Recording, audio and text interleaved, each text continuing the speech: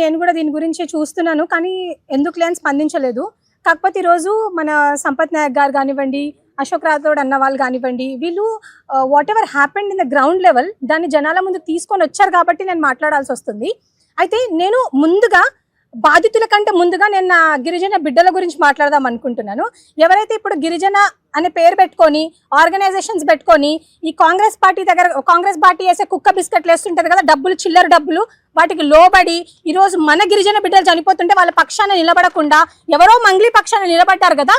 నేను వాళ్ళకి చెప్తున్నా, మీకు సిగ్గు శరం ఏదైనా ఉందా? మనిషికి మానవత్వం అనేది ఏదైనా ఉందా? ఈ రోజు మీకు మంగ్లీ మాత్రమే కనిపిస్తుందా? మీకు చనిపోయిన వాళ్ళు కనిపించట్లేదా? ఈ రోజు జీవో 29 వల్ల చాలా మంది మా గిరిజన బిడ్డలు, మన గిరిజన బిడ్డలు అందరూ ప్రిలిమ్స్ రాకుండా రిస్ట్రిక్ట్ అయిపోయినప్పుడు అప్పుడు ఎక్కడ పోయారండి మీరు అందరూ?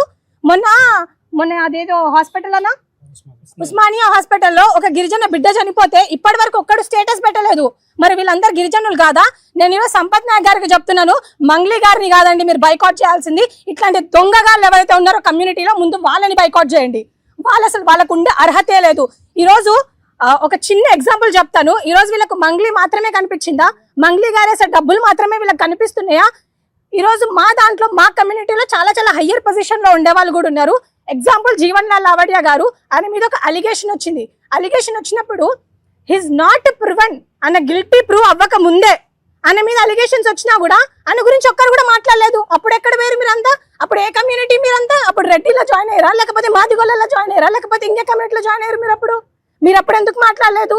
ఈ రోజు వరకు సుప్రీంకోర్టు అనేది కన్ఫర్మ్ చెయ్యలేదు ఏమని, దెర్ ఇస్ అ లో rate of conviction by the CBI and by the ED. ఇది సుప్రీంకోర్టే కన్ఫర్మ్ చేసింది. సో నేను ఇది కూడా మీకు చెప్పాలనుకుంటున్నాను. అండ్ మోర్ ఓవర్ నేను మంగ్లీ గారి గురించి కొన్ని విషయాలు చెప్తాను. ఇట్ వాస్ ట్రూ, ఇందాక అక్క నాకు ఫోన్ చేశారు ఆన్ 25th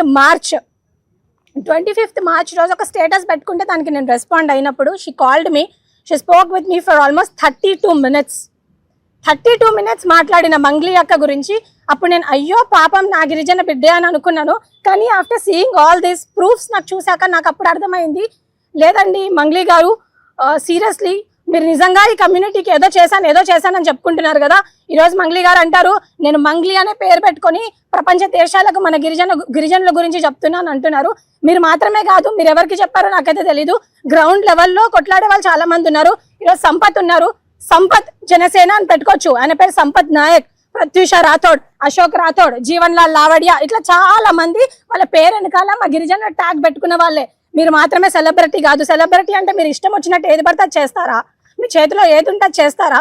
నేను ఈరోజు మంగ్లీ గారిని కూడా ఒక విషయం అడుగుదాం అనుకుంటున్నాను. మీరు ఇన్ని సంవత్సరాల నుంచి మీరు మా గిరిజనులకి ఏం చేశారు, మీరు ఏం చేశారు అనేది నేను అడుగుతున్నాను. సెలబ్రిటీ కాదు తను.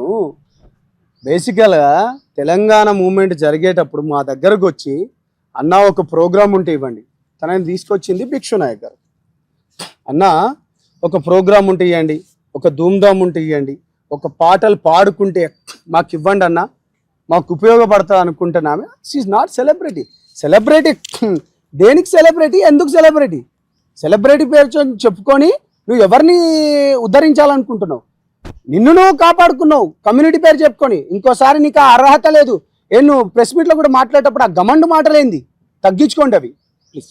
ఈ రోజు మంగ్లీ అక్క అంటారు నేను ఒక సెలబ్రిటీని, సో అందుకే నేను మీడియా ముందుకు రావట్లేదు, కాబట్టి మీరు ప్రెస్ మీట్ పెట్టి మాట్లాడండి అని అంటున్నారు. నేను మంగ్లీ అక్క ఒక చిన్న విషయం చెప్దాం అనుకుంటున్నా, చిన్న సజెషన్ అక్క.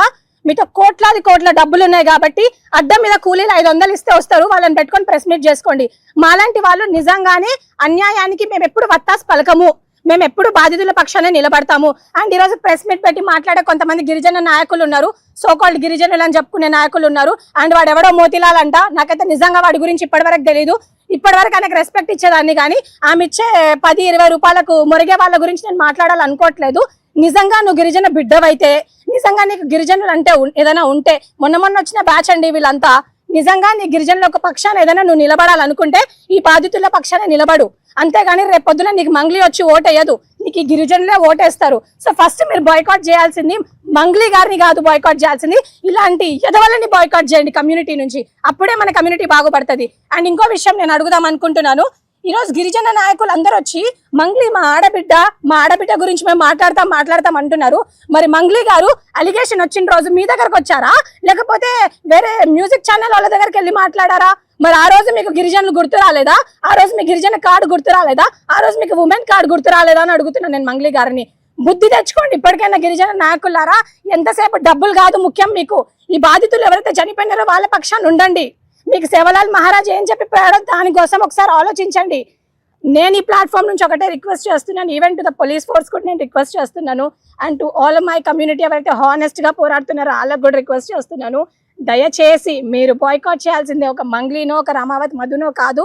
ఎవరైతే ఈ గిరిజనులు ఆమె పక్షా నుండి ఈ బాధితులకు ఎవరైతే సహాయం చేయట్లేదో వాళ్ళని బాయ్కాట్ చేయాల్సిందిగా నేను కోరుకుంటున్నాను. ఈ రోజు బాధితుల పక్షం నిలబడకుండా కేవలం సెలబ్రిటీ మంగ్లీ గారి పక్షం నిలబడే ఈ గిరిజన నాయకులు ఎవరు ఉన్నారో ఈ ఉస్మానియా యూనివర్సిటీలో గొంతుగించుకొని అరుస్తున్నారో ముందు వాళ్ళని బాయ్కాట్ చేయండి, తర్వాత మంగ్లీ గారిని బాయ్కాట్ చేయండి. అప్పుడే మన కమ్యూనిటీ అనేది బాగుపడుతుంది. హలో చెప్పండి అక్క.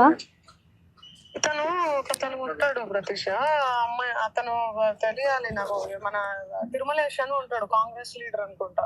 ఓకే, నాకు తెలియదు. కాంగ్రెస్ వాళ్ళు మీకే పరిచయం కదక్క, నాకు పెద్దగా తెలీదు. గద్వాలు నాకేడ పరిచయం రా, నేను ఎవరు ఎక్కడికి పోను అసలు. మీరే కదక్క మొన్న అన్నారు కాంగ్రెస్ వాళ్ళ ఎమ్మెల్యే ఇంట్లో ఏదో బర్త్డే ఉంటే వెళ్ళాని. మీకే పరిచయం ఉంటారు, నాకు ఎలా పరిచయం ఉంటారు? ఆహా, గద్వాల్లో గద్వాల్ సైడ్ కదా, నీకు తెలుస్తుంది గద్వాల్ సైడ్. ఒకసారి నాకు తెలియదక్క. మన తిరుమలేష్ అని ఉంటాడు. లేదు నాకు తెలియదక్క. కాంగ్రెస్ అంటే కాంగ్రెస్ కాదు వాడు. కాంగ్రెస్ అంటే కాంగ్రెస్ కాదు వాడు. పిచ్చినా కొడుకు వాడు. ఇదంతా తెచ్చిండు వాడంతా, అంటగడుతుండి ఇదంతా. ఓకే, సో నువ్వు గద్వాల్ సైడే ఉంటావు కదా. లేదు తెలియదక్క నాకు. ఎందుకు అంతలా అసలు? లేదక్క, తెలీదక్క, అదక్క ఇదే కనుక్కుంటాను కానీ కూడా అనకుండా మరి ఇంతలా ఏంద్రా? తెలీదక్క అని అంటున్నా నేను. అదేరా, ఎందుకు కనుక్కుంటే అయిపోతుంది కదా, ఎందుకు భయం? ఎందుకు అసలు భయం? దేనికక్క? దేనికి భయం? లేకపోతే మరి దేనికి రా? లేదక్క, తెలీదక్క, మీకే తెలుసు కదా. లేదక్క, ఈ రోజు నేను 25th March రోజు నేను ఏదైతే మీతో మాట్లాడినో ఆ మంగ్లీ అక్క గురించి ఈ రోజు వరకు, అంటే నేను వింటున్న మంగ్లీ అక్క గురించి ఇట్స్ వెరీ డిఫరెంట్ అక్క. Very very very different. ఎందుకంటే చాలా మంది. మంగ్లీ గారు నమస్కారం. మంగ్లీ అమ్మ, నేను సంపత్ నాయక్ మాట్లాడుతున్నా. హలో అమ్మ. మంగ్లీ కట్ చేసింది. రాజ్యం చూసిండ్రు కదా. మంగ్లీ అమ్మ, నేను మాట్లాడుతున్నా నోటితోనే. ధైర్యం లేదా?